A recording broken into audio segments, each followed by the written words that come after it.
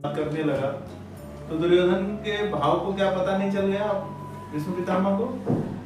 आप कोई भाव लेकर किसी के पास जाते हो, आपके माइंड में क्या चल रहा है वो अगर थोड़ा भी शास्त्र बुद्धि जो रखेगा उसको पता चल जाता है। ऐसा नहीं सोचना चाहिए कि मेरे मन में क्या चल रहा है इसको कैसे पता चलेगा। क्यों?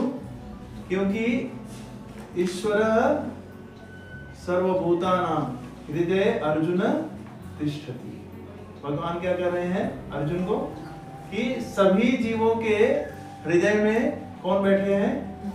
हाँ, तो भगवान आप किसी के पास जा रहे हो तो भगवान पहले ही बता दे रहे हैं वो क्यों आ रहा है तुम्हारे पास। तो भगवान तो सबका कनेक्शन रखे हुए हैं ना, क्योंकि सबके हृदय में बैठे हुए हैं। तो आप किस भाव से जा रहे हो, भगवान वही भगवान तो इधर बैठे, वही भगवान वहां पे बैठे हैं, तो उनको तो सब पता है।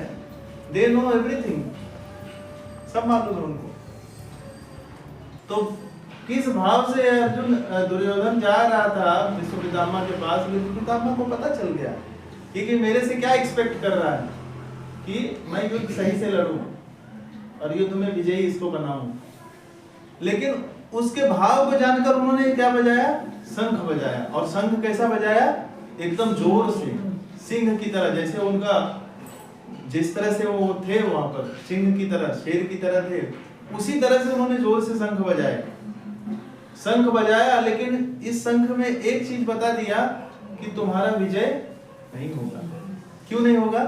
क्योंकि उसका कारण उन्होंने बता दिया कि भले ही मैं तुम्हारे युद्ध में शामिल हूं, लेकिन जो तुम्हारे अपोजिट पार्टी में जो खड़े हैं भगवान, उनकी शक्ति के सामने मेरी कोई शक्ति काम नहीं करेगी। तो भीष्म पितामह जैसा व्यक्ति इस बात को समझ रहा है, लेकिन दुर्योधन इस बात को नहीं समझ रहा है।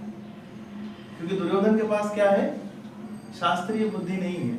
जिसके पास शास्त्र का ज्ञान नहीं है, भले ही वो बड़ी बड़ी बातें करे, मैं विज्ञान को मानता हूँ, ये मानता हूँ, फलाना ढिमका, सब ये सब बहुत बड़ी बड़ी बातें, लेकिन उसको शास्त्र का ज्ञान नहीं है, तो फिर वो दुर्योधन की तरह ही।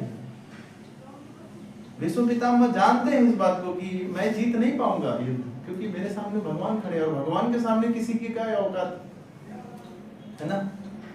भगवान ने युद्ध में तो सब अपनी सेना को दे दिया था, सिर्फ भगवान ने बोला था मैं जाऊंगा, मैं भी युद्ध नहीं लड़ूंगा। मेरे साथ में कौन जाएंगे? सात्विकी। सात्विकी कौन है?